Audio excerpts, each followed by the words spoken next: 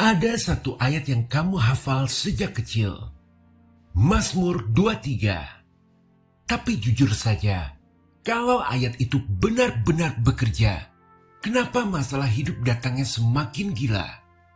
Jawabannya sederhana. Musuhmu tidak takut pada Mazmur 23 yang kamu ucapkan sebagai puisi. Neraka tidak gentar dengan kata-kata manis. Jadi kalau hari-harimu terasa berat, wajar. Kalau kamu lelah berharap, wajar. Kalau membuka Alkitab terasa tidak ada dampaknya, wajar. Tuhan tidak marah karena itu. Kamu bukan kurang saleh. Kamu hanya belum sadar senjata apa yang sebenarnya ada di tanganmu. Dan hari ini, kita tidak akan membaca Mazmur 23 sebagai puisi yang menenangkan. Kita akan membedahnya sebagai manual tempur, sebagai senjata yang paling ditakuti neraka saat kamu mengerti cara kerjanya. Karena Mazmur 23 bukan puisi, ini deklarasi perang terhadap kegelapan hidup. Dan mulai hari ini, kamu tidak akan lagi mengucapkannya sebagai korban, tapi sebagai pemenang. 1. Tuhan adalah gembalaku. Banyak orang mengucapkan, Tuhan adalah gembalaku, hanya sebagai slogan manis. Meski di dunia roh, hidupnya masih tunduk pada suara ketakutan, trauma, penolakan, dan mamon. Karena tanpa sadar, mereka percaya kebohongan ini. Mengakui Tuhan sebagai gembala, itu cuma puisi, bukan sebuah deklarasi resmi. Dan selama kamu pikir ini hanya kalimat indah, iblis punya ruang untuk berbisik. Kamu milik kecemasan, kamu milik masa lalu, kamu milik kegagalan. Pikir momen berat dalam hidup, ketika akhirnya kamu duduk terpuruk di ujung kasur, HP di tangan, tapi tidak ada satupun nama yang terasa aman untuk dihubungi. Pintu kamar tertutup, suasana rumah tegang, kewajiban menumpuk. Pertanyaan di dalam hati cuma satu, nasib aku ini sebenarnya gimana? Aku dijaga atau dibiarkan? Di titik itu, memang kalimat Tuhan gembalaku sering terasa seperti teori yang jauh. Karena faktanya, rasa takut lebih dekat daripada rasa damai. Tekanan lebih nyata daripada janji. Tapi kamu harus tahu ini, di dunia roh, gembala bukan profesi lucu di padang rumput. Gembala berarti otoritas tertinggi yang mengklaim domba sebagai milik sahnya. Oleh karena itu, setiap kali kamu berkata, Tuhan adalah gembalaku, sadarilah bahwa kamu itu sedang mengumumkan di medan perang, aku berada di bawah otoritas Tuhan yang pasti memberi jalan keluar, bukan kegelapan. Jiwaku tidak tersedia untuk intimidasi yang lain. Aku tidak liar, aku dimiliki. Maka mulai hari ini, ubah cara bicaramu. Jangan ucapkan ayat itu pelan-pelan seperti lullaby pengantar tidur. Ucapkan seperti pernyataan sumpah. Tuhan adalah gembalaku. Hidupku bukan milik kegelapan. Pikiranku bukan milik trauma. Hari ini aku berdiri di bawah otoritasnya. Setiap kali kecemasan mulai naik, jangan hanya merasakannya. Gempur balik dengan kalimat ini. Biarkan mulutmu lebih cepat dari pikiranmu. Karena ini bukan puisi. Ini pernyataan dahsyat yang hidup di medan perang roh. 2. Takkan kekurangan aku. Mazmur 23:1 sering disalahpahami seolah-olah artinya, kalau Tuhan gembalaku, dompetku tidak akan pernah tipis. Saat kenyataan tidak sesuai ekspektasi, iblis berbisik, lihat, kamu tetap kekurangan. Jadi ayat ini bohong. Dan di situ roh ketakutan, kekhawatiran, dan rasa tertolak mendapat tempat resmi di hidupmu. Bohong besar. Ayat ini bukan soal kaya atau miskin. Ini soal pintu masuk serangan. Jika seseorang mengalami PHK, nyatanya ini bukan hanya soal slip gaji yang berhenti. Karena malam hari akan muncul bisikan. Apa gunanya hidupku? Kamu tidak berguna. Kamu beban. Itu bukan hanya kekurangan uang. Itu kekurangan pengharapan, kekurangan arah, kekurangan rasa aman. Saat kamu berkata, takkan kekurangan aku di alam roh, sebenarnya kamu sedang menutup pintu-pintu ini. Kekurangan mental, pikiran yang terus lari ke skenario terburuk, kekurangan perlindungan, rasa tidak aman, seolah semua akan hancur, kekurangan pengharapan, perasaan tidak ada masa depan, kekurangan arah, bingung, merasa hidupmu random dan sia-sia. Maka katakan dengan kuat, dalam Kristus, aku tidak akan kekurangan perlindungan, aku tidak kekurangan bimbingan, aku tidak kekurangan pengharapan, aku mungkin kekurangan angka di rekening, tapi aku tidak kekurangan Tuhan yang membuka jalan. Setiap kali ketakutan finansial ingin masuk, jawab dengan tegas. Ketika aku berkata takkan kekurangan, iblis tidak lagi punya pintu masuk lewat ketakutan. Tulis kalimat ini di catatanmu, ucapkan dengan keras.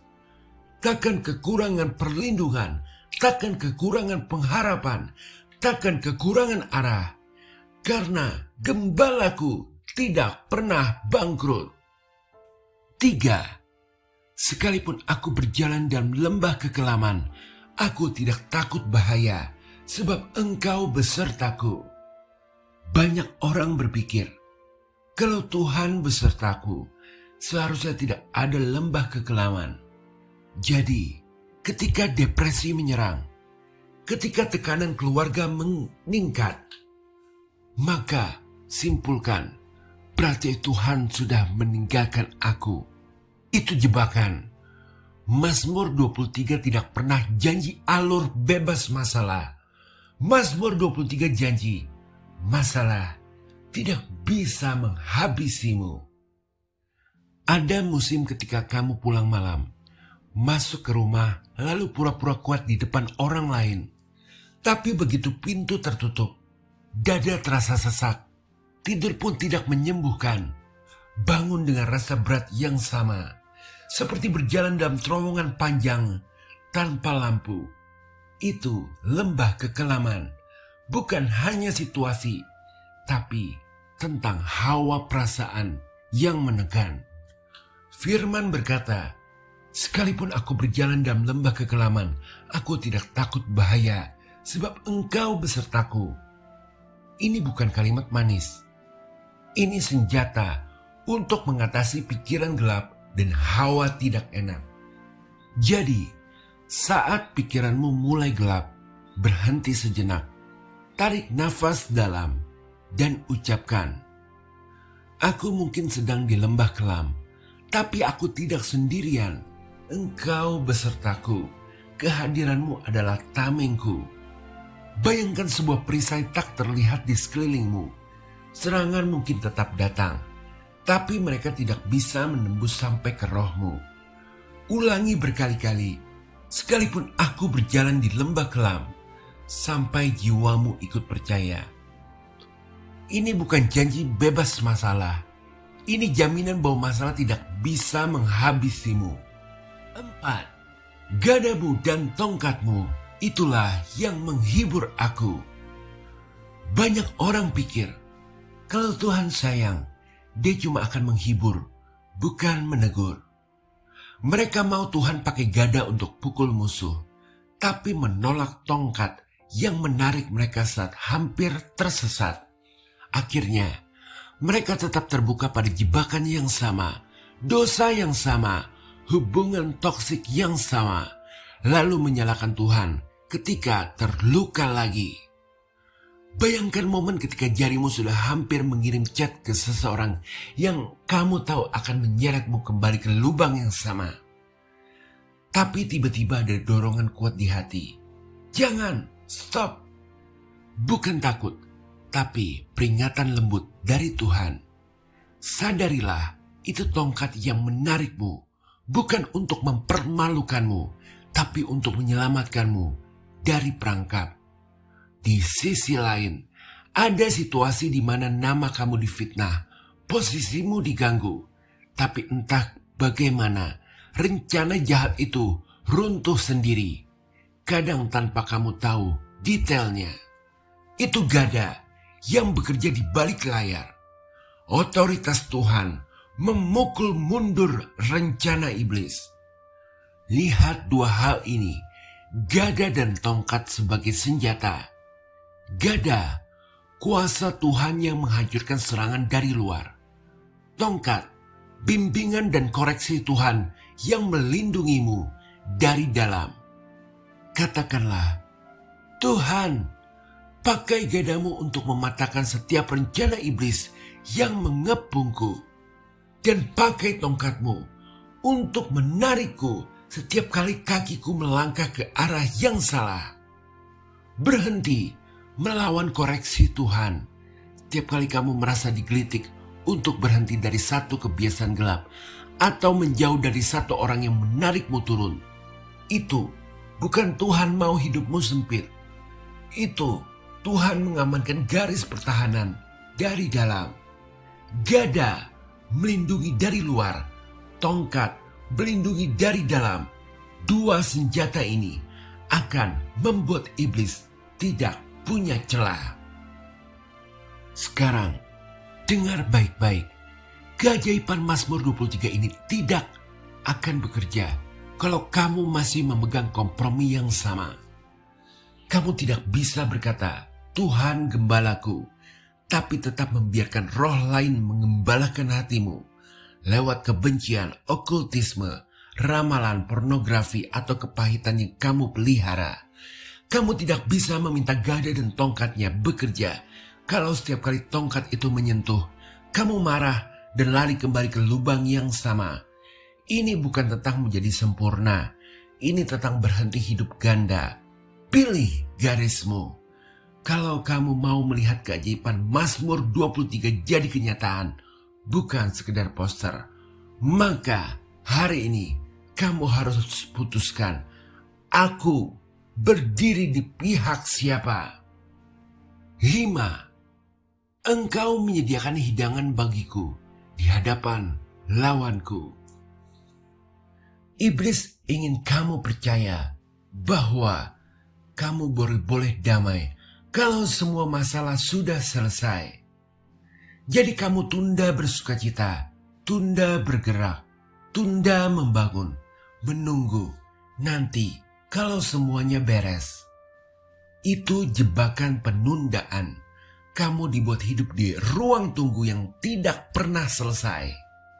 Ada musim ketika segala sisi hidup terasa menekan. Kerjaan penuh masalah, rumah penuh ketegangan, tubuh lelah. Tapi di tengah itu semua, perhatikan, ada tidak satu momen seperti kamu duduk makan sederhana, ada tawa kecil dan yang jujur, ada rasa lega 5 menit. Di mata manusia, itu momen sepele. Di dunia roh, itulah sedikit gambaran dari meja perjamuan di hadapan musuhmu. Musuh hadir, perang tetap jalan, tapi kamu masih bisa makan, masih bisa berpikir jernih, masih bisa berkata, Tuhan, terima kasih. Firman berkata, Engkau menyediakan hidangan bagiku di hadapan musuhku. Artinya, Tuhan tidak bilang, tunggu musuh lenyap dulu, baru aku suapi engkau. Dia bilang, di tengah kepungan, aku buat kamu tetap hidup, tetap mengalir, tetap bertumbuh. Lakukan ini secara konkret. Jangan tunda hidup sampai masalah selesai. Bangun ritme, tetap bekerja, tetap belajar, tetap melayani, tetap berdoa, meski badai belum reda. Latih jiwamu untuk menikmati kehadiran Tuhan di tengah perang, bukan hanya setelah perang. Ucapkan, kalau aku masih bisa makan, berpikir, bersyukur, dan naik level di tengah kepungan musuh, itu bukan karena aku kuat, itu karena ada urapan kebal tekanan atas hidupku. 6. Engkau mengurapi kepalaku dengan minyak, pialaku penuh melimpah. Saat tekanan naik, pikiran otomatis berkata, ini hukuman, ini bukti Tuhan menjauh. Padahal secara rohani, banyak kali tekanan adalah momen upgrade. Karena minyak dalam Alkitab selalu bicara tentang otoritas baru, penugasan baru, kapasitas baru. Ini seperti doa yang kamu lagi gumuli untuk mujizat tertentu. Lalu yang datang bukan apa yang kamu minta, melainkan musim air mata yang panjang. Tapi di musim itu, perhatikan, hati kamu bisa lembut terhadap orang lain yang terluka. Doa kamu lebih dalam, wawasan kamu terhadap peperangan rohani tajam. Omongan kamu sekarang sangat berbobot. Di mata manusia, kamu tidak terlihat bahkan merasa naik level. Tapi di dunia roh, ketahuilah ada upgrade minyak di kepala kamu. Jadi, kepalaku kau urapi dengan minyak. Artinya, upgrade fungsi, upgrade kapasitas, upgrade pengurapan, upgrade perlindungan, upgrade otoritas di dunia roh. Dan perhatikan urutannya, meja di hadapan musuh, lalu minyak di kepala. Tekanan membuka porsi minyak yang lebih besar. Jadi, doa di tengah pergumulan bukan lagi hanya, Tuhan hentikan ini, tapi juga, Tuhan jangan biarkan musim ini sia-sia. Upgrade aku, naikkan kapasitasku, ajari aku berperang. Biar setiap air mata menjadi minyak di kepalaku. Amin. 7.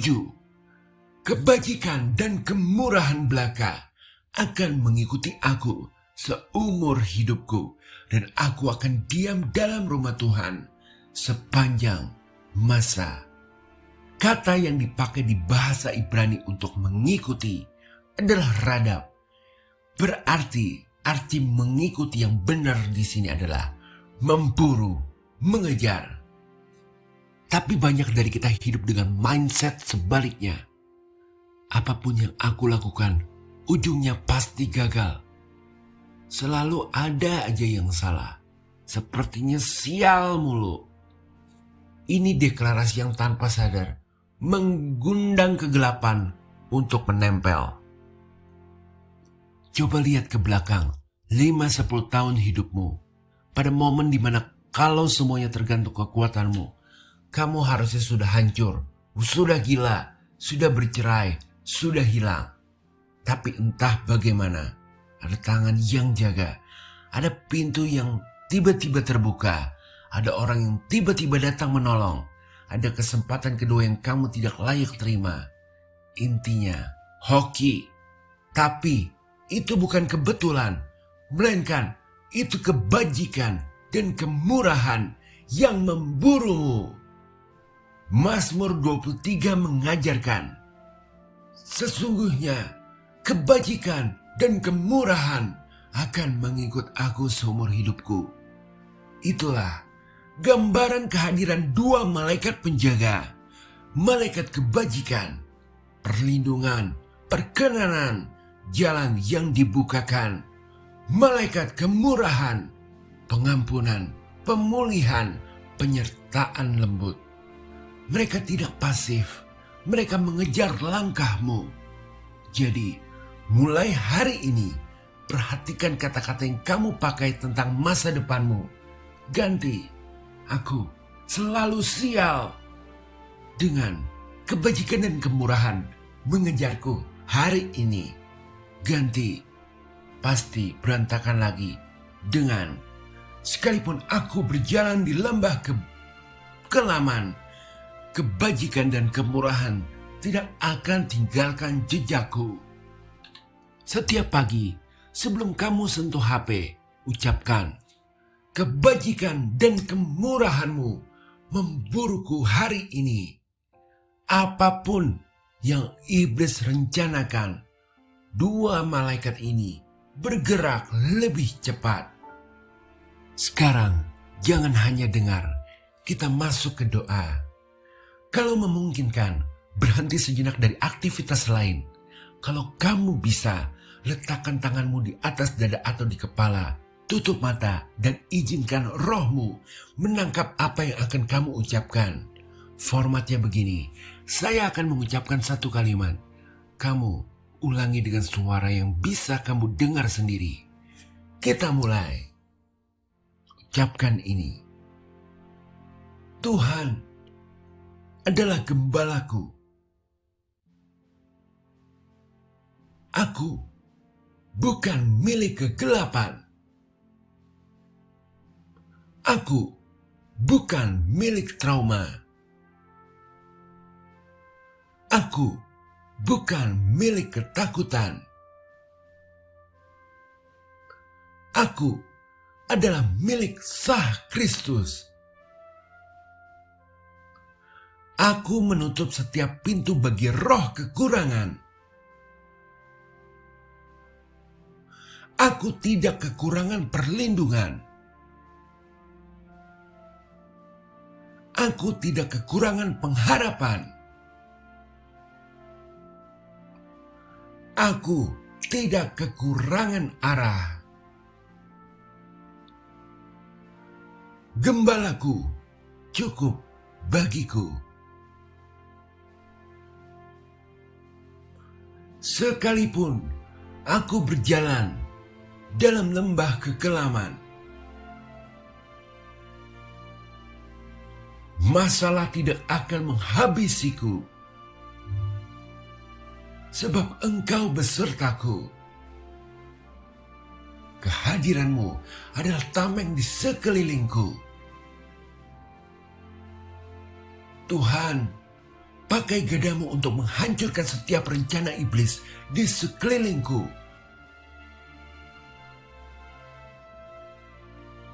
Patahkan setiap agenda gelap atas keluarga, pekerjaan, dan pikiranku.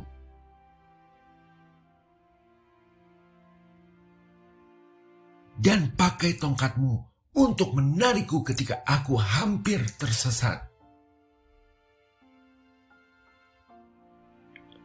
Aku memilih tunduk pada koreksimu.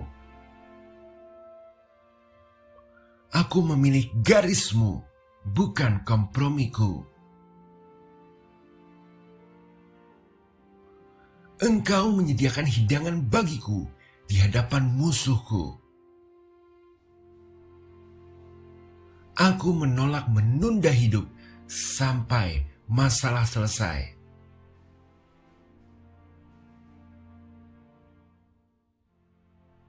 Aku akan tetap makan, tetap bertumbuh, tetap melayani di tengah tekanan.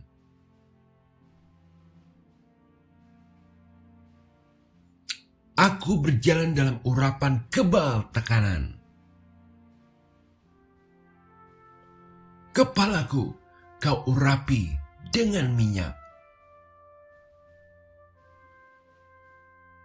Di tengah tekanan, Engkau mengupgrade aku. Upgrade kapasitasku. Upgrade pengurapanku. Upgrade otoritasku di dunia roh. Air mataku tidak akan sia-sia. Kebajikan dan kemurahanmu memburu aku. Bukan kegagalan yang mengejarku. Bukan kutuk yang mengejarku. tapi kebajikan dan kemurahan-Mu yang mengejar aku seumur hidupku.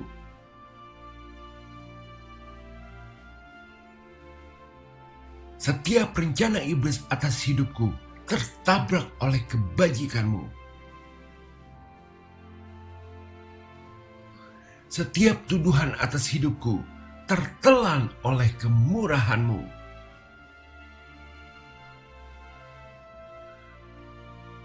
Dalam nama Tuhan Yesus, amin. Sekarang dengar baik-baik. Mazmur 23 bukan puisi. Ini adalah senjata perang. Neraka tahu itu, dan dia akan gentar dan mati kutu setiap kali seorang anak Tuhan sadar siapa gembalanya dan bagaimana perlakuan kepada domba-dombanya. Ya, hari ini garis sudah berubah. Kamu tidak lagi mengucapkan Mazmur 23 sebagai penghiburan lemah. Kamu mengucapkannya sebagai senjata, sebagai pernyataan, aku dimiliki, aku dijaga, aku di-upgrade, aku diburu oleh kebajikan dan kemurahan.